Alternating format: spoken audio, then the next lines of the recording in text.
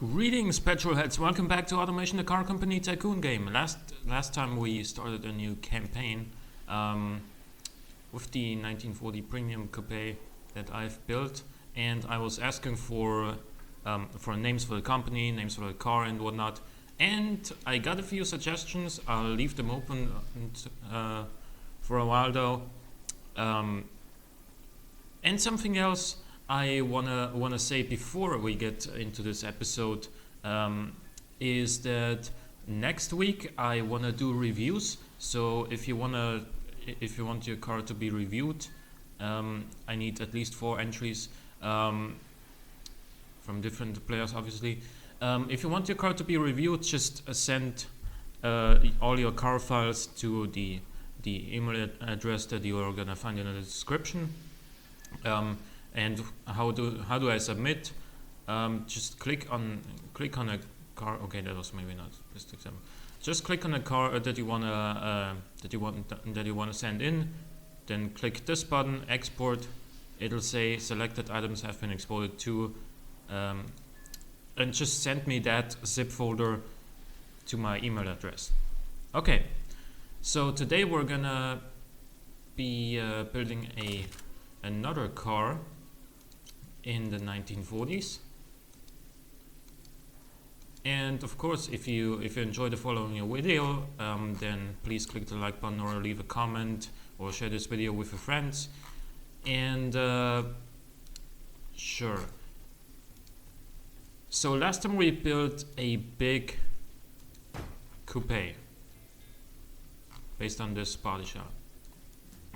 It is a premium coupe with a V12 engine, luxurious interior and whatnot, and probably not the smartest choice to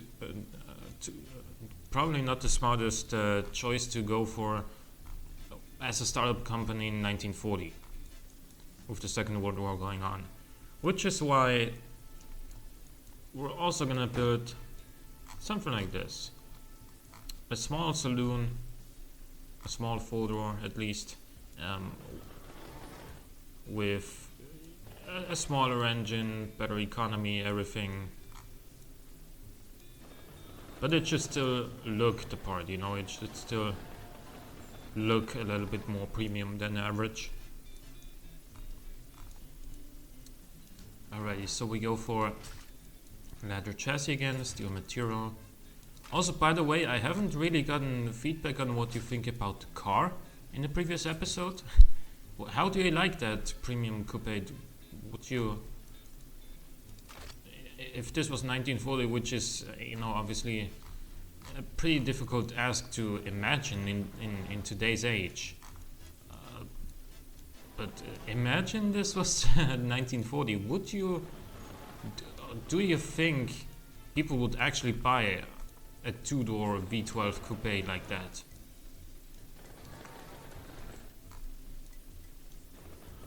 I mean, as I said, there always were rich people and there always will be rich people, so for those rich people, I think, well, why wouldn't they buy it? So for this car though, it should look pretty similar to the other one. I'm gonna give this one of the longitudinal stripes. Also, I'm gonna place it like this.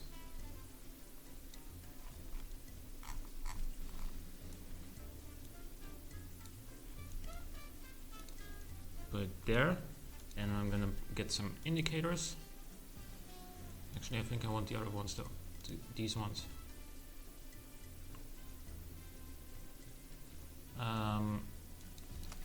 Put it like this, and then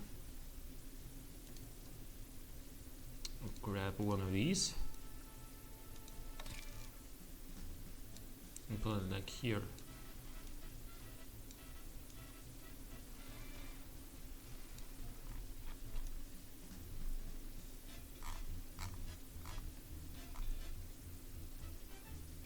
No, this kind of looks terrible. How can we change that? Move this further up.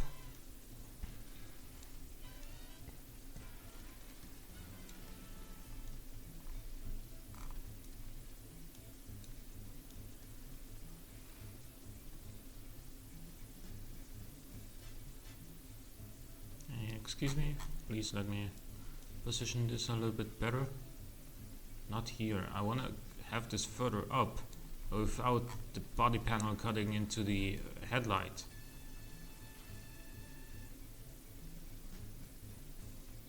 Or maybe we're gonna have to stick with this, which is not a very elegant look, I think. Maybe if we get this one to be here. Wait. And that one on the outside. No. No.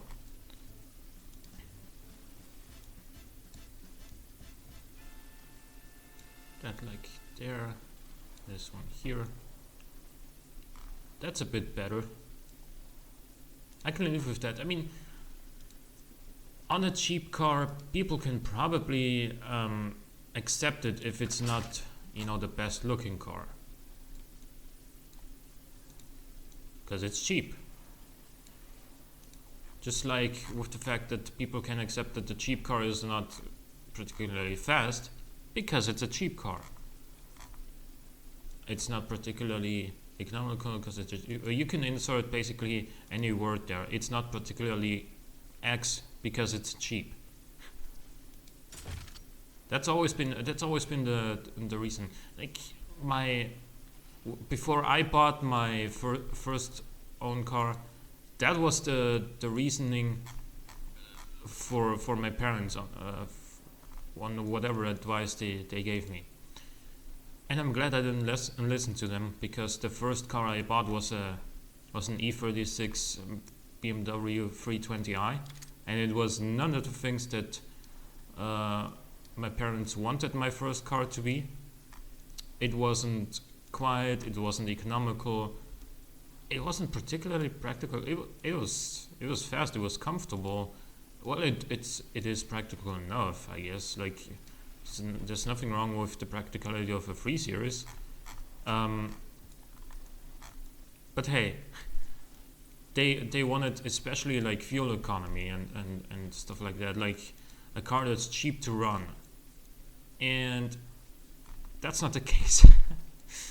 But yeah, what I'm saying is they justified, like, buy this I don't know, this Fiat Punto because it's cheap.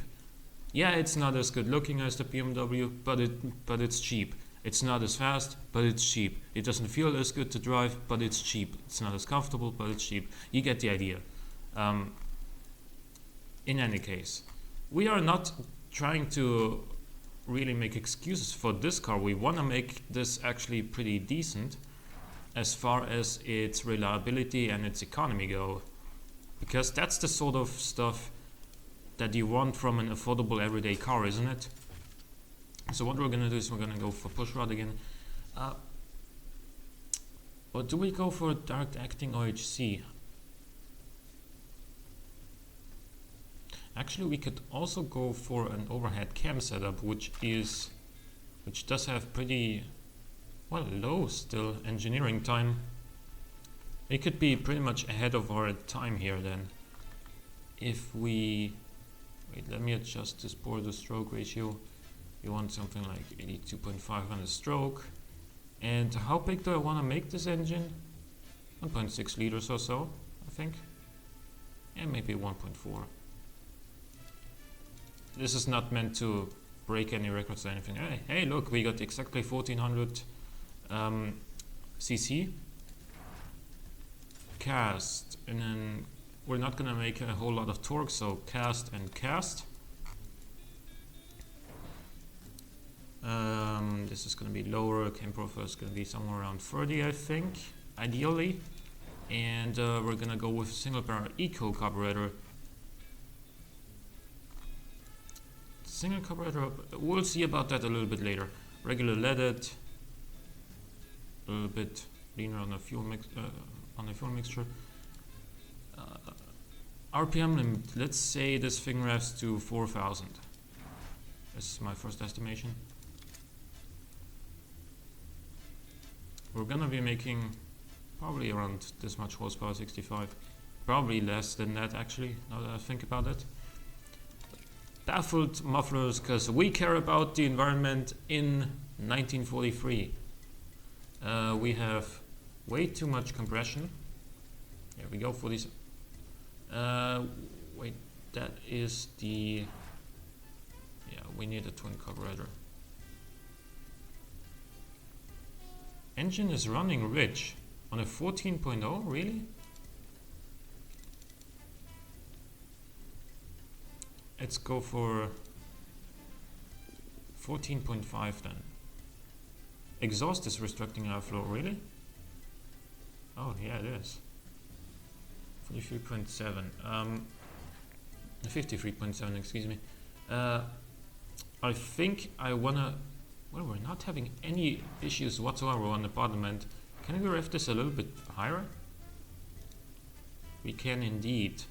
So what do we do to change the torque curve a little bit? I want to make the torque earlier.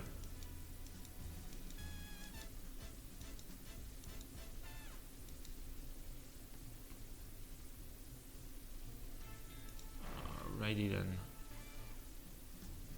Let's go for one less point in here. Or one more point in here instead. Can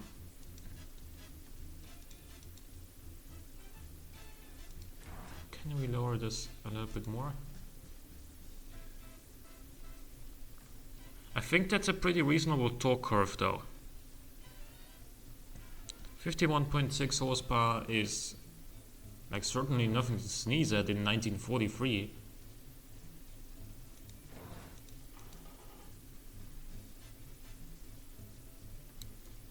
Given that this is for the European market, should we maybe make it a little bit smaller?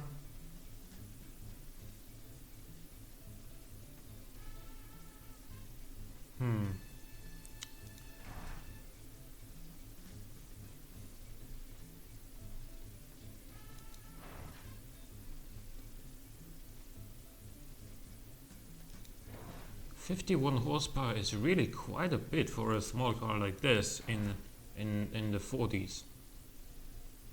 I don't think the drivability would be very good then.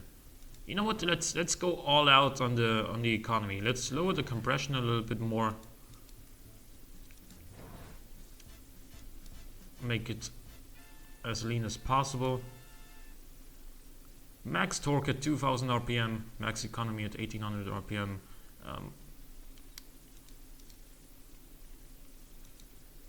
Alrighty, and let's lower the compression a little bit more so we can go for even lower cam profile.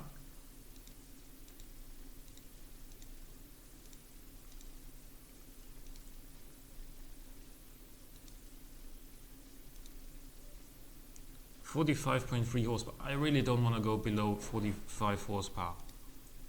45.7 now. 45. We got the valve float, but that's okay. We can reduce the RPM limit and then it's gone. 44.7 horsepower. You know what? Let's stick with this. Yes, 1-inch exhaust. Let's go with this. 44.7. It is still not too shabby for a small car of this age. Do keep that in mind. And I don't like the idea of it only being a 2-speed box, because I like the idea of having a tall third gear.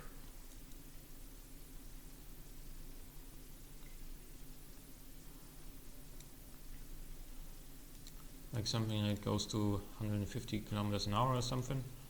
Second gear is gonna go to 80, I think, and then a tall third gear. Of course, we can adjust this a little bit later. Excuse me? Oh yeah, we have rims that are way too big. 105mm tires, because why the heck not? 120mm, okay. Yeah, that's alright. 120mm is fine for a car like this. Look at how skinny they are. That's just... That's the 40s warrior right there. Hard long life road tires, this style of rim, and drum brakes front and rear because we don't get anything else. Low under tray, a lot less cooling, but still more than enough. 5 seats because everybody wants practicality. Pretty standard interior, no entertainment because there's no such thing. Now I don't know. Do we wanna build up a reputation of cars that are very safe, like Volvos, or do we just say no? This is a cheap car. We don't get safety. Engineering time extremely low, and it's red. Devs, please. Engineering time very high, and it's very green. Let's go for advanced though. Standard 20 with passive. We're gonna go for a comfortable setup, and we get drivability of 29.2. I did not expect the drivability to be that high. Also, sportiness is higher than on the V12 model, which I find kind of funny, because it wasn't at 0.0 on the other one, or 0.1. Anyway, this car only weighs 712 kilograms. The economy is actually quite good, and it's green almost everywhere. Family sport, pony. Yeah, of course. Let's see, where are the eco categories? Wasn't there city eco? There we go. 100.9 competitiveness, affordability of 55.6. Economy 18.7%.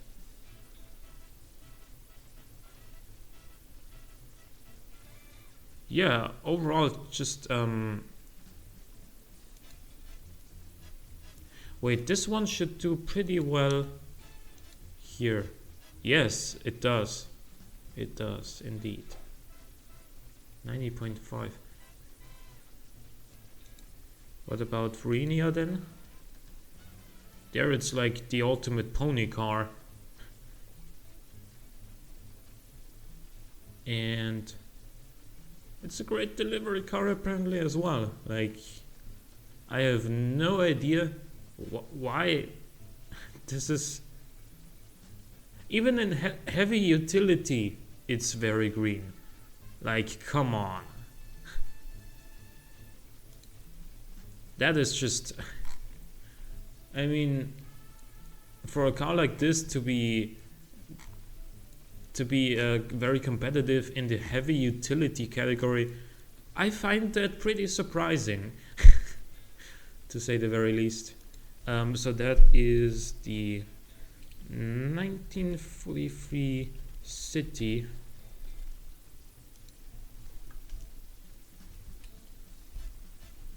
Full door.